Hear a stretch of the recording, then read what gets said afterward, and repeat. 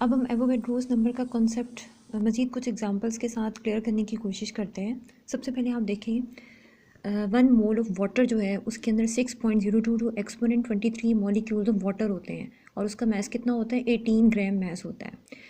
अब हम ये देखें कि 1 मोल वाटर के अंदर अगर हम देखें तो हमें यहाँ पे पता चल रहा है कि 1 मोल वाटर के अंदर 2 हाइड्रोजन एटम्स और 1 ऑक्सीजन एटम मौजूद है। इसका मतलब क्या हुआ कि 1 मोल वाटर का जो है उसके अंदर 2 मोल्स ऑफ हाइड्रोजन एटम्स और 1 मोल ऑफ ऑक्सीजन एटम मौजूद है।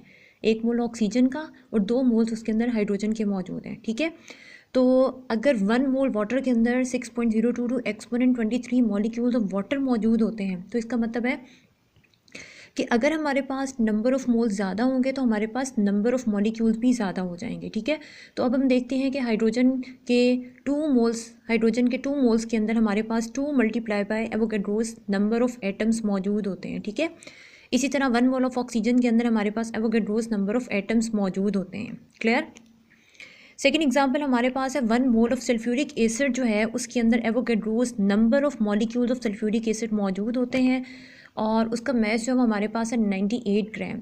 अगर हम सल्फ्यूरिक एसिड का फार्मूला देखें तो हमें फार्मूला से पता चलता है कि 1 मोल सल्फ्यूरिक एसिड के अंदर 2 मोल्स हाइड्रोजन एटम्स के, 1 मोल सल्फ़र एटम्स का और 4 मोल्स जो है वो ऑक्सीजन एटम्स के मौजूद होते हैं। तो ये जो नंबर ऑफ़ मोल्स है जब हम लोग इनको मल्टीप्लाई करेंगे एवोगैड्रोस नंबर्स के साथ तो हमें उतने रिस्पेक्टिव नंबर ऑफ़ एटम्स जो है ना वो हमारे सामने आ जाएंगे। नेक्स्ट हमारे पास एग्जांपल है आयोनाइजेबल सब्सटेंसेस, यानी कि ऐसे सब्सटेंसेस के जब हम उनको वाटर में डिज़ोल्व करते हैं तो वो पॉजिटिव और नेगेटिव आइंस के अंदर कन्वर्ट हो जाते हैं। यहाँ पे भी हम लोग एग्जांपल लेंगे सल्फ्यूरिक एसिड की। सल्फ्यूरिक एसिड को जैसा कि हम लोग जानते हैं कि सल्फ्यूरिक एसिड हमारे पास किंग ऑफ केमिकल्स है। ठीक, अब हमने क्या लिया, हमने 9.8 ग्राम मैस लिया, यानी कि गिवन मैस जिसकी हम लोग बात करते रहे हैं कि एक हमारे पास जब भी हम लोगों ने मोल्स निकालने हैं तो हमारे पास एक गिवन मैस होगा और एक मॉलिक्यूलर मैस होगा। मॉलिक्यूलर मैस हम लोग पीरियोडिक टेबल से लेंगे और जो गिवन मैस है वो हमें क्वांटिटी बता दी जाएगी, वो हमें डिफाइंड क्वांटिटी होगी। यहाँ पे जो हमारे पास मैस है वो 9.8 gram of sulphuric acid is dissolve in water. Calculate number of moles, number of particles and number of positive and negative charges. अब क्या हमने क्या करना है, हमने सबसे पहले सल्फ्यूरिक एसिड के नंबर ऑफ मोल्स कैलकुलेट करने हैं, फिर हमने नंबर ऑफ पार्टिकल्स कैलकुलेट करने हैं, देन हमने बताना है कि इसमें पॉजिटिव और नेगेटिव चार्जेस कितने मौजूद हैं इस आयोनाइजेबल सब्सटेंस के। सबसे पहले तो हम कैलकुलेट करेंगे नंबर ऑफ़ मोल्स। तो मैस हमारे पास गिवन है 9.8 ग्राम, मॉलिक्यूलर मैस हमें पता है 98 ग्राम है। जब हम इसको डिवाइड करेंगे तो हमारे पास आ जाएंगे 0.1 मोल्स ऑफ सल्फ्यूरिक एसिड, यानी कि जो 9.8 ग्राम ऑफ सल्फ्यूरिक एसिड है ये हमारे पास 0.1 मोल ऑफ सल्फ्यूरिक एसिड के अंदर मौजूद है। अब हम इसकी इक्वेशन लिखेंगे। हमें जैसा कि हमने पहले डिस्कस किया है कि आयोनाइजेबल सब्सटेंसेस वो होते हैं कि जब हम उनको वाटर में डिज़ोल्व करते हैं तो वो अपने पॉजिटिव और नेगेटिव आइंस के अंदर कन्वर्ट हो जाते हैं। अगर हम इस इक्वेशन को देखते हैं, हम सपोज करते हैं कि हमारे पास 1 मोल है। इस इक्वेशन से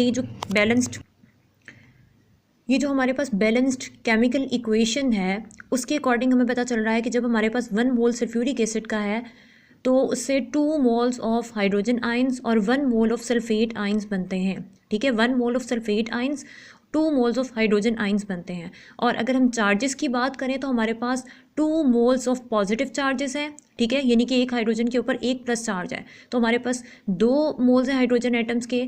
तो इसका मतलब क्या हुआ कि हमारे पास 2 मोल्स ऑफ पॉजिटिव चार्जेस हैं और 2 मोल्स ऑफ ही हमारे पास नेगेटिव चार्जेस हैं। यहाँ पे आपको -2 जो है वो शो हो रहा है। ठीक है, अब हमने कैलकुलेट किए थे 9.8 ग्राम सल्फ्यूरिक एसिड के मोल्स, नंबर ऑफ़ मोल्स हमने कैलकुलेट किए थे तो हमारे पास आए थे 0.1 मोल।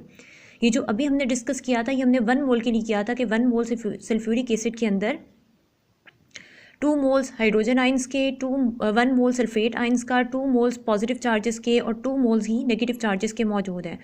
तो अब हम कैलकुलेट करेंगे। अब हमारे पास नंबर ऑफ़ मोल्स हो गए हैं कम, 0.1 मोल। ठीक है, तो जब 0.1 मोल हमारे पास सल्फ्यूरिक एसिड का है तो वो प्रोड्यूस करेगा 0.2 moles of hydrogen ions and 0.1 moles of sulphate ions. इसी तरह 0.2 मोल्स ऑफ पॉजिटिव चार्जेस आ जाएंगे और 0.2 मोल्स ऑफ नेगेटिव चार्जेस आ जाएंगे। क्लियर।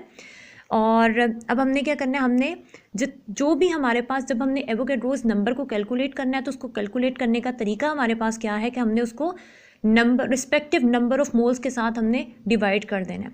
तो वैसे हम अगर इसको भी देखें तो हम यहाँ पे बता सकते हैं कि जब हमारे पास नंबर ऑफ मोल्स ज़्यादा होते हैं तब हमारे पास नंबर ऑफ पार्टिकल्स भी ज़्यादा होते हैं, और जब हमारे पास नंबर ऑफ मोल्स कम हो जाएंगे तो हमारे पास नंबर ऑफ पार्टिकल्स भी कम हो जाएंगे। फर्दर जो है वो आप इनको कैलकुलेट करके जो है वो इसका आंसर क्लियर कर सकते हैं कि जब आप 0.1 से, क्योंकि आपके पास नंबर ऑफ मोल्स कम हो रहे हैं, 0.1 हो रहे हैं 1 से, यहाँ 2 से 0.2 हो रहा है, तो उतने ही जो है वो आपके पास जो है नंबर ऑफ पार्टिकल्स भी कम हो जाएंगे। क्लियर।